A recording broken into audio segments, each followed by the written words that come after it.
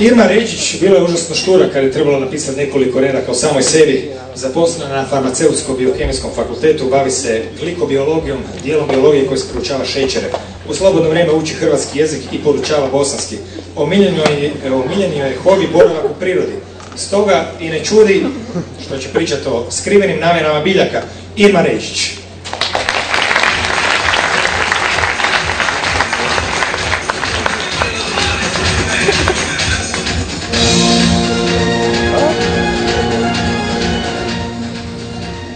Dobro večer svima.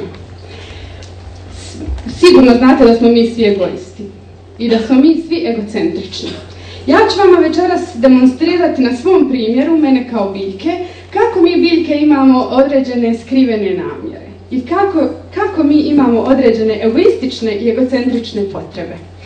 Dakle, sva živa bića imaju svoju misiju, a to je da ostave svoje potomstvo i da produže ovu vrstu. Kako mi biljke radimo, to znači, mi to radimo na taj način što produciramo sjemenku. Ta sjemenka može biti mala, može biti velika, može biti laka, može biti teška.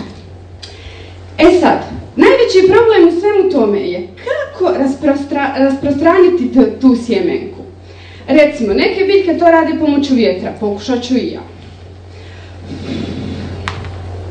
Ako pokušam, vidite da ona neće otići daleko koliko se god ja jako trudila. Čak ni najjača oluja neće otpuhnuti dovoljno daleko da ne ugrozi pri svom rastu moju individu. Pokušat ćemo je rasprostraniti pomoću rijeke. Rijeka, sjemenka. Dakle, ona neće nešto pretjerano da pluta, ona uglavnom tone i ta sjemenka neće da ode pomoću vode negdje dalje. Ja šta god da uradim, ja nju od svoje individue ne mogu otjerati. Zato sam smislila jedan pomalo podal plan kako da nekoga drugog natjeram da taj posao odradi za mene. Uložit ću sve svoje resurse, naravno. Uložit ću sve što je potrebno da bi profitirala, kao i svi mi. Dakle, uložit ću sasvim dovoljno vode, uložit ću minerale iz tla koje povučem, uložit ću upijenu sunčevu svjetlost i formirat ću, pa možemo tako reći, jednu mamilicu za sve vas. A ta mamilica je u narodu poznata kao plod. Šta se u tom plodu skriva, a da je vrlo bitno? U plodu na površini, odnosno na njegovom egzokarpu, se nalaze razna eterična ulja i boje koje su za oko i za nos primamljivi vama.